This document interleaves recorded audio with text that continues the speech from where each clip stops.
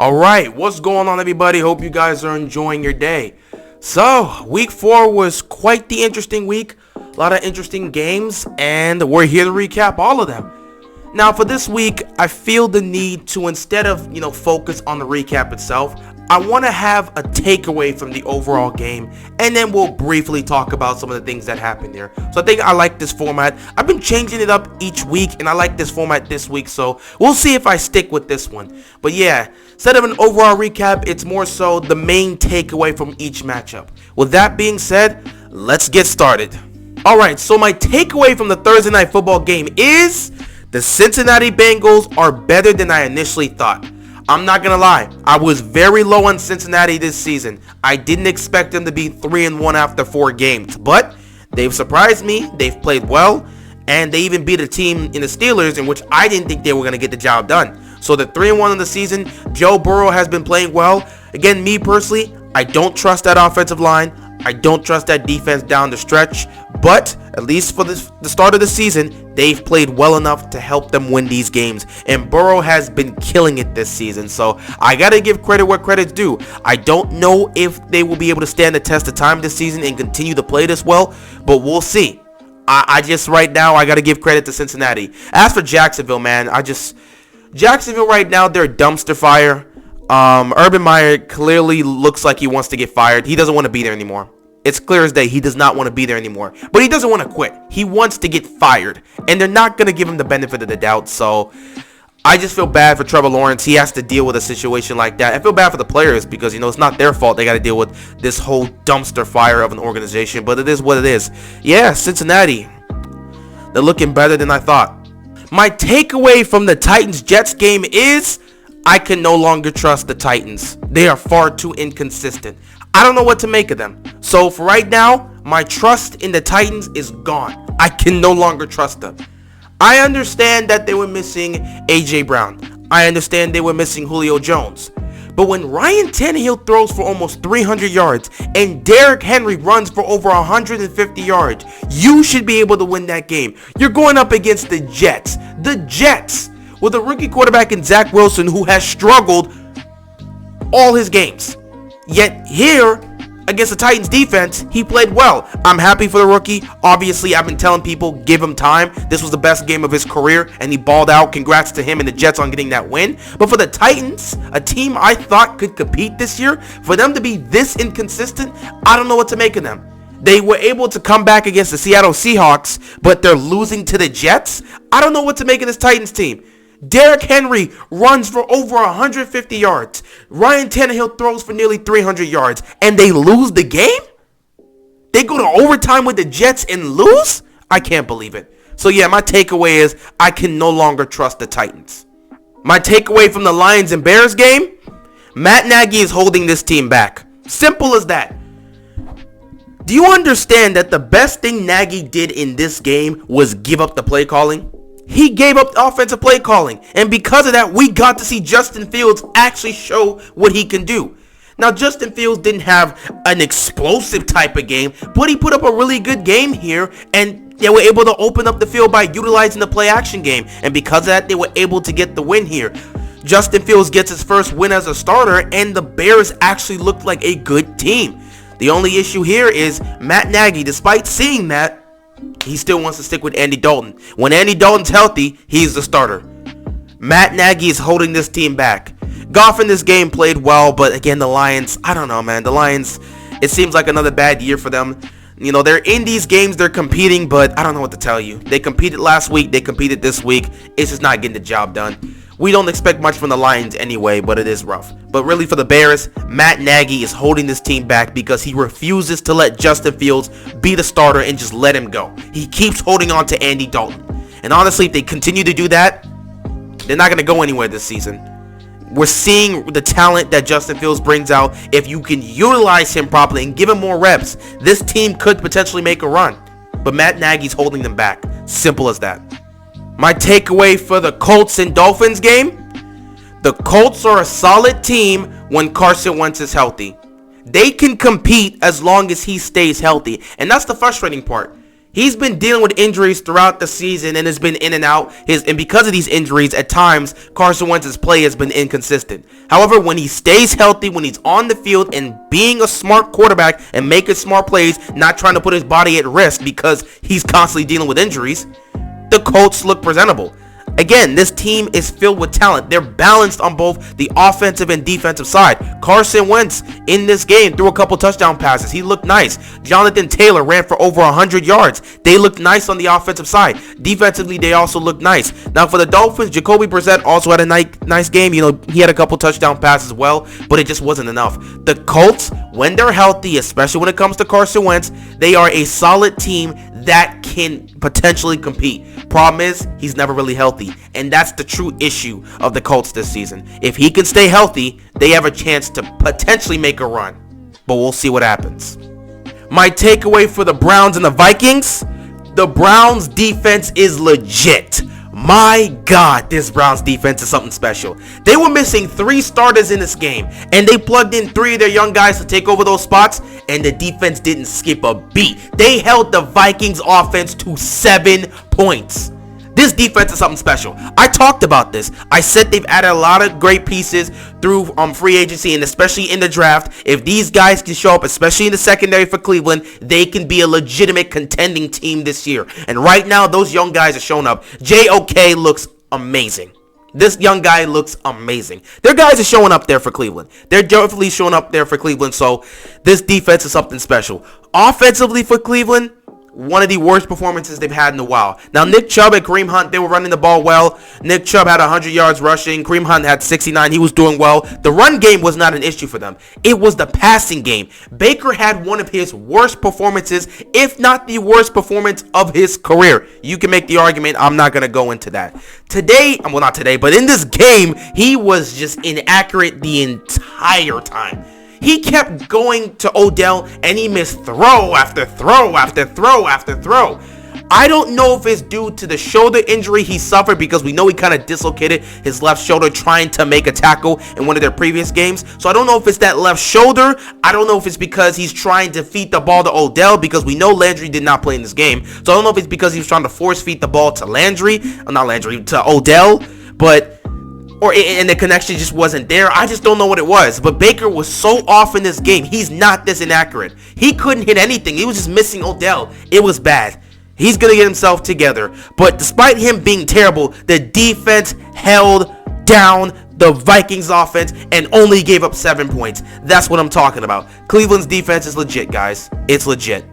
My takeaway from the Washington Falcons game, Heineke is the guy. I've been saying this for far too long. Heineke is the guy for Washington. He's everything for us right now. I mean, this guy came out here and played a game, man. He played an amazing game. I know it's against the Falcons. No one's going to take it seriously. But at the end of the day, I don't care. The guy hasn't had that much experience, and he's still out there finding ways to win football games for us. The connection he has built with Terry McLaurin is something special. We're seeing a nice quarterback-wide receiving duo over here. McLaurin killed it in this game. Over 100 yards receiving, 2 tubs. The man is a beast. He is a baller. Him and Heineke are connecting. I like to see that connection. Hopefully they can continue that. For the Falcons, Matt Ryan had 4 touchdown passes. Good for him. He balled out. He looked nice. Cordell Patterson had 3 of those 4 touchdowns, so he came out here and had himself a game. And yeah, this game was just going back and forth. You just never knew who was going to win. But somewhere in the back of your mind, if you were a Falcons fan, you were scared that the Falcons would make a mistake and allow Washington to score at the worst possible moment. And that's exactly what happened late in the game. With about 40-something seconds left. You have Heineke kind of rolling to his left. He's just buying time. He throws across the field, and next thing you know, it ends up being a touchdown late in the game. Falcons get the ball back. They can't do anything with it, and it's just an unfortunate loss for the Falcons. Another heartbreaking loss or choke, whatever you want to say for the Falcons. It's a tough loss. But Heineke continues to prove that he is the guy for Washington. They can rally behind this man, and the more reps he gets, the more experience and chemistry he builds up with these guys, the more they may be able to compete. I am still disappointed in how Washington's defense is playing. You can't give up that many points to the Falcons. You just can't. This defense needs to step up right now, because this is not the Washington defense I expected to see this year. They got to play better down the stretch, because this, right now, the way they've played these first 4 games, unacceptable. They need to play better. That's all I got to say about that. My takeaway from the Texans-Bills game, the Bills are awake. Good God. That week 1 loss to Pittsburgh really woke up the Bills, because they have been on a dominating surge over the last 3 weeks. They put the beat down on Washington last week, and then they came out here against the Texans and absolutely dominating them. A 40-0 shutout. Davis Mills had an embarrassing game. Just horrible. 4 interceptions. That Bills defense suffocated their offense. The run game couldn't get going. The passing game was atrocious. The Bills defense made sure to torment the Texans offense. As for the Texans defense, they couldn't make a stop. Josh Allen looked nice. This wasn't his best game. Last week against Washington definitely was his best games. There are still moments where we're looking at Josh Allen and thinking, is this the Josh Allen we saw from last year, or is there like a lot of regression? We're trying to figure that part out, but you know, it didn't show that much this week because he played well in this game. He looked great in this game, so he was throwing the ball well. But the Bills as a whole, they were running the ball well. So the run game was great. The passing game was flowing. The Texans defense couldn't really make a stop, and it was just a dominating performance all around. What a win for the Bills. They are ready for Sunday Night Football against the Chiefs. My takeaway from the Giants-Saints game, the Giants have life. Most Giants fans were ready to call it quits on the season after that embarrassing loss against the Falcons last week.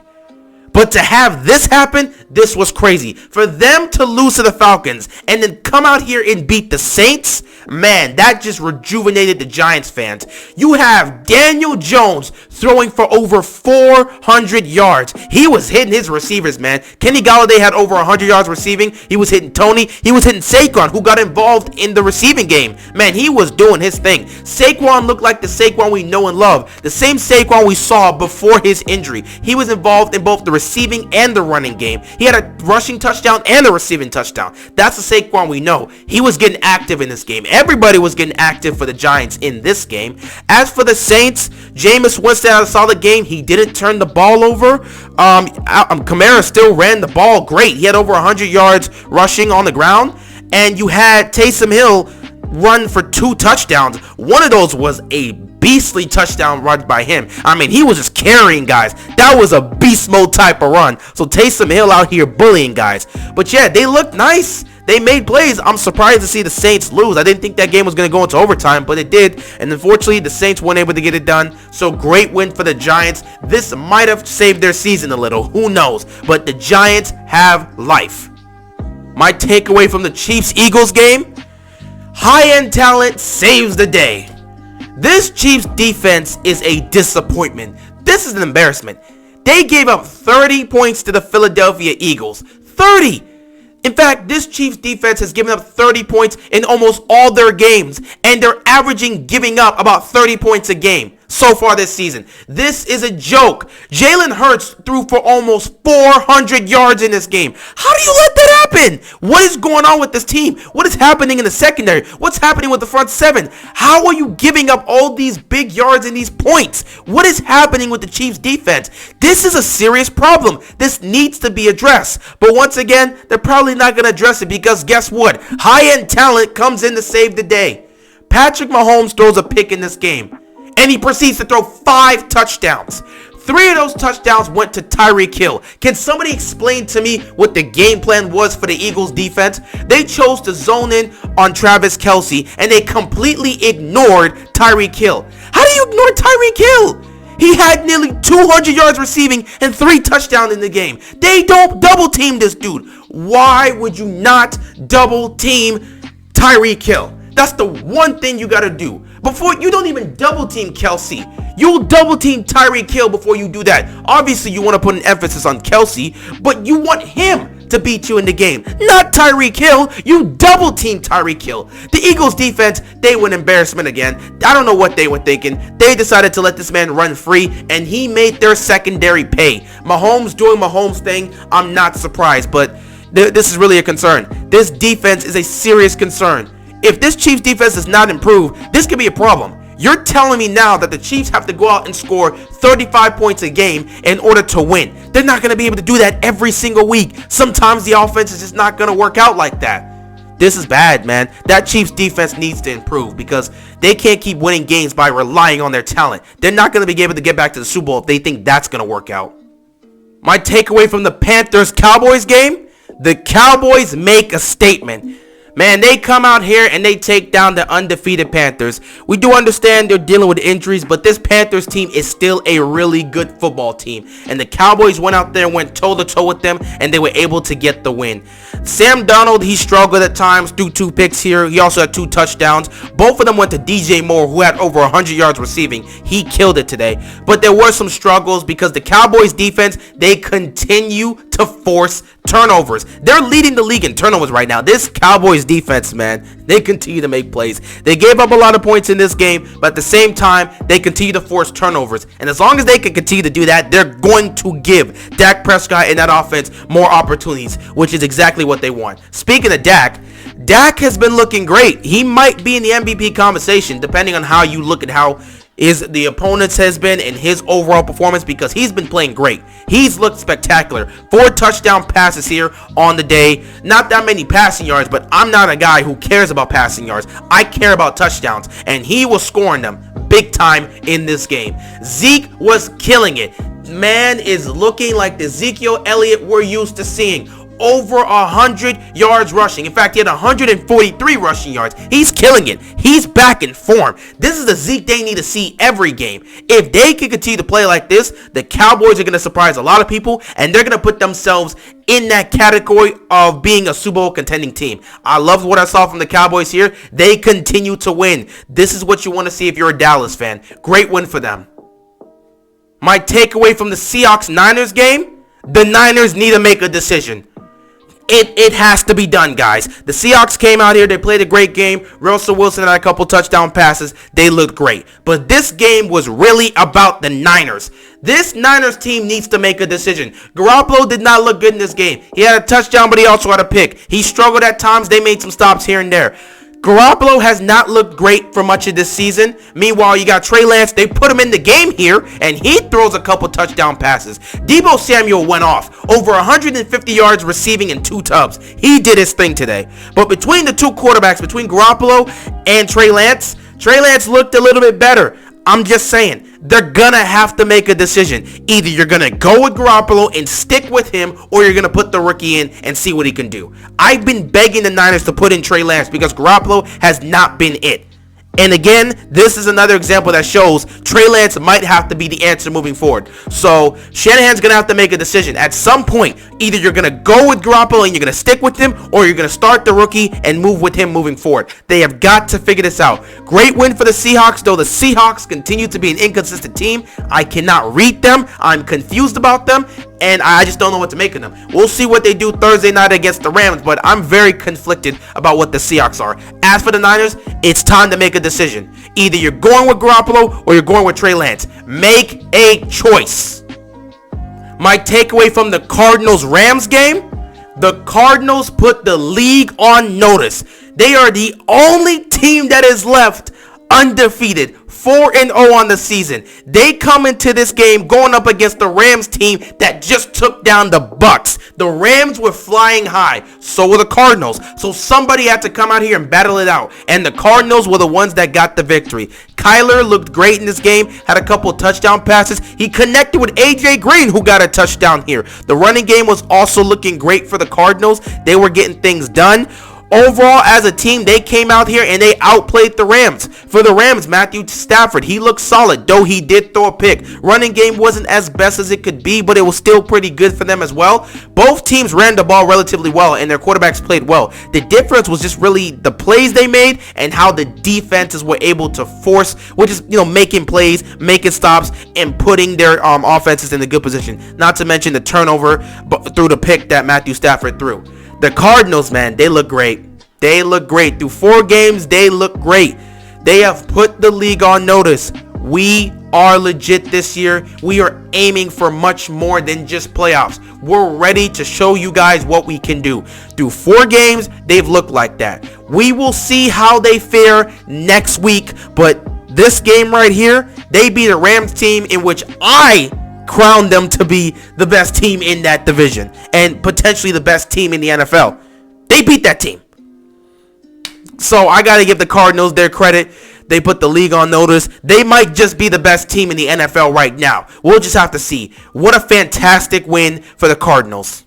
My takeaway from the Steelers-Packers game, the Steelers are in trouble. The Packers went out there and played the football we expect them to see. Aaron Rodgers was great, threw a couple touchdown passes. Not much really to expect from the Packers because we knew they were going to come out here and play great. They're a great team and great teams play great football. So I expected the Packers to win. But what I'm seeing from this Steelers team, man, 1-3 on the season and they have looked bad at times. This offense, my God, this offense is an issue. They continue to struggle. The offensive line is not good enough to protect Ben. They struggle to run the football consistently. And the passing game, there are some issues left and right with that. Ben had one good throw early on in the game to give them the early lead to Deontay Johnson. Other than that, there was not much to really look forward to in this passing game. This is an issue. Defense is struggling to make stops. Offense is struggling to put up points. The Steelers have a serious issue. At some point, they're going to have to take a look at Ben and really question, is it him? Is it the offensive line? Is it the receivers? What is the issue going on with the offense? I'm looking towards Ben, and I'm going to be honest. They have issues with the O-line. They're having issues with droughts. But Ben just looks done. Ben really looks done. Last year, he looked like he had something left. This year, he really does look done. We might get to a point where Mike Tomlin's going to have a conversation with Ben and say, Ben, we might have to bench you here because you look like you're done. So it's that bad for Pittsburgh right now. At the bottom of the AFC North, they just do not look good. They have not been playing good football. It's tough for them. Great win for the Packers, continuing to move up, moving away from that weird week 1 loss, and they just continue to play great football. As for the Steelers, man, it's just, they're in trouble, man. They're in trouble. My takeaway from the Ravens-Broncos game, the Ravens passing game is making strides. This is what I've been waiting to see from the Ravens passing game. Is it perfect? No. Do they need to continue to improve? Yes. Is help on the way? Definitely. But I can tell you right now, we have definitely seen the improvements from the passing game. The Denver Broncos came into this game with a simple game plan. Stop the run. And that's exactly what they focused on. They were stuffing the run for pretty much the entire game. So they put Lamar and the Ravens offense in the position where they had to beat them with Lamar's arm. And guess what? Lamar Jackson did exactly that. He threw for over 300 yards. Second time in his career he's ever done that. And he had a beautiful touchdown bomb to Hollywood Brown, who made an amazing catch. It was a difficult catch and it was a crazy throw. That throw was like 61 yards in the air. So Lamar really beamed it. He was showing off the arm strength right there. For those that said Lamar has a weak arm, don't know where that came from. So yeah, Lamar was slinging it, and he's been slinging it all season. He was taking shots everywhere, and he was getting his receivers involved. Hollywood was getting involved. Prochet was getting involved. Watkins was getting involved. Andrews was getting involved. Duvernay was getting involved. They were spreading the ball around, and they were attacking the secondary of the Broncos. The running game wasn't really getting going, but they still managed to keep on, hold on to the 100-yard consecutive games of like 100 yards rushing. So good for them. Obviously, we know what resulted in that.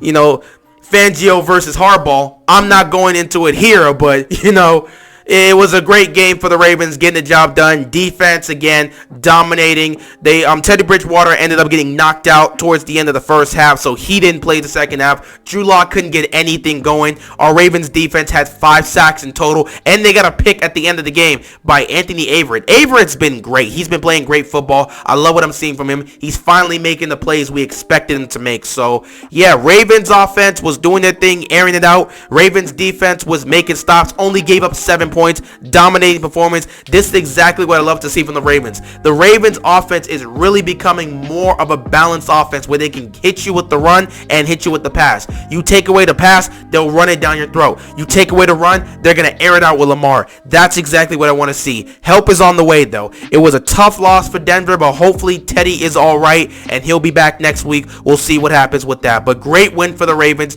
getting it done, and they're showing so much strides in their passing game.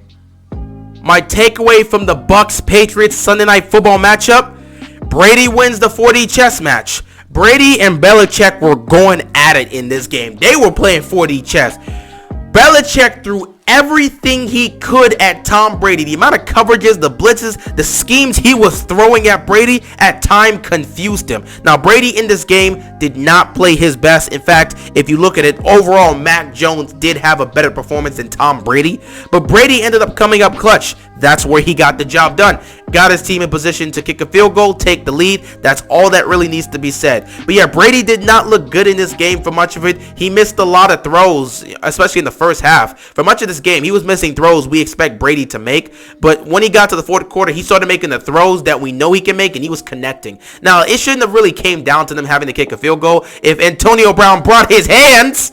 But it is what it is. They kick the field goal. They get the lead. Belichick, they get the ball back. They're killing the clock. It looks like Belichick's about to have the last laugh. But then all of a sudden it's 4th down and 3. It's raining in New England. And for some reason, Belichick decides to bring out Nick Folk to kick a 56-yard field goal in the rain. I don't know what he was thinking with that play. But we're sitting here thinking it's not going to happen. And I'm watching the live stream saying it's not going to happen. He's not making that kick. And all of a sudden, he didn't just miss the kick. He doinked it. Nick Folk doinked it. And that's how Belichick loses to Brady. So Brady gets the best of Belichick here.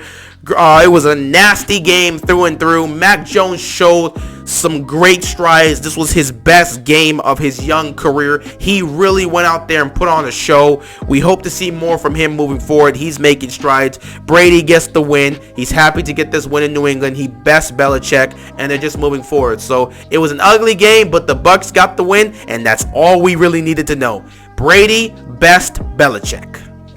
And last but not least, my takeaway from the Raiders-Chargers Monday Night Football game is the Chargers look legit. It may be a bit early to say, but this performance was definitely something special. They are coming off of an upset win in Kansas City against the Chiefs. Now here they are taking on another divisional rival, the Raiders, who are undefeated. And they come out here and put up a performance like this, get the dub. Now they're at the top of the AFC West, and they're 2-0 in their division.